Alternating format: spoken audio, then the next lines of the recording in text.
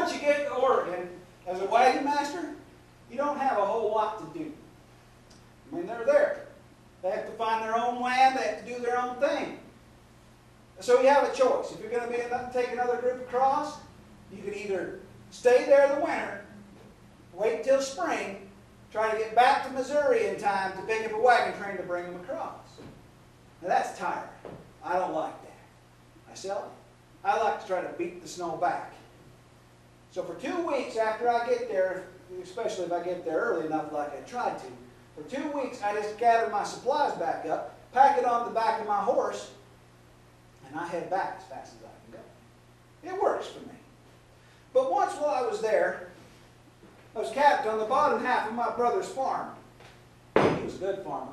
He took my land and his and made it very prosperous. But on the bottom half where he had his trees, there was a beautiful little stream there, wide enough to have some good-sized fish in it and make it real nice and peaceful. Now that late in the season, wind's blowing, there's been a couple of snows already, light ones. That's a good time to catch some good-sized fish.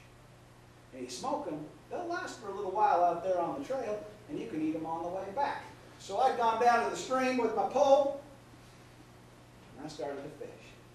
And I laid into one within just a few seconds. Because you know up in Oregon, the fish just want to be caught. They just do. And I started to pull, and it took me about 10 minutes to pull that fish in. And when I did, I thought it was too big for the stream. Now this is no fish story I'm telling you, but it was about that big. It was about that big, and it's a good fish. That would last me for 2 meals. I took the hook out, and I hung on to that fish, and I was about ready to head back to camp and get it started. And I felt that tingling on the back of my neck. You know, the kind where something's looking at you. I turned around, and coming across the stream was a big old black bear.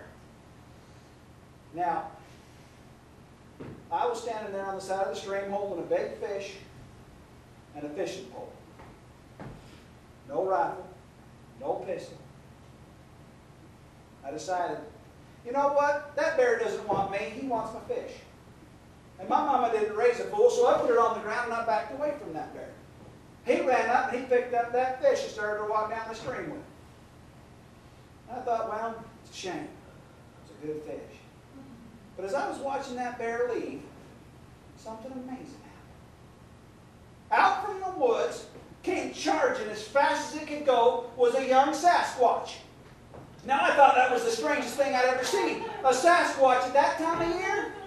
I mean, usually they've gone south to California to warmer climates by then. But there he was, this young Sasquatch. He was young because he was only about 7 feet tall. And he came running at that bear.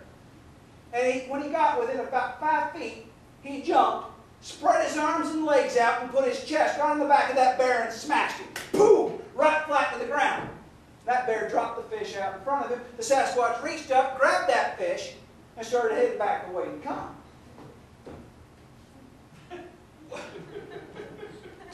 I thought, well, I caught that fish now. But that bear wasn't done yet.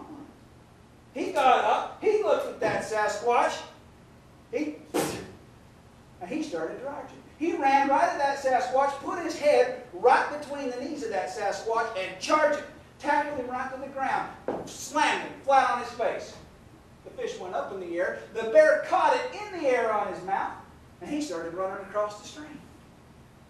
Well, that Sasquatch wasn't done yet. He got up, reached up, grabbed himself a log out of the trees, ran up behind that bear, and boom, right on top of the head.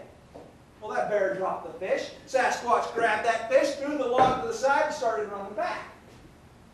And I'm sitting there just watching the whole thing. And that bear wasn't done yet.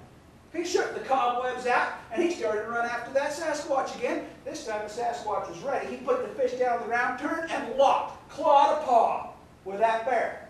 And they started to wrestle around. Now that Sasquatch twisted and got that bear in a headlock.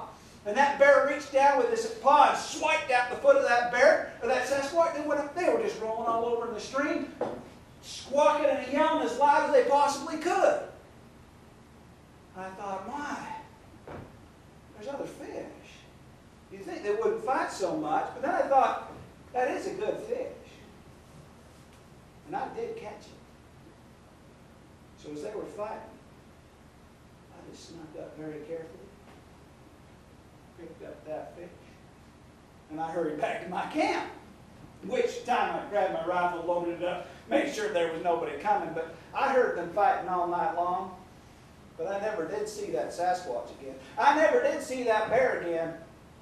But let me tell you, that fish was sure tasty.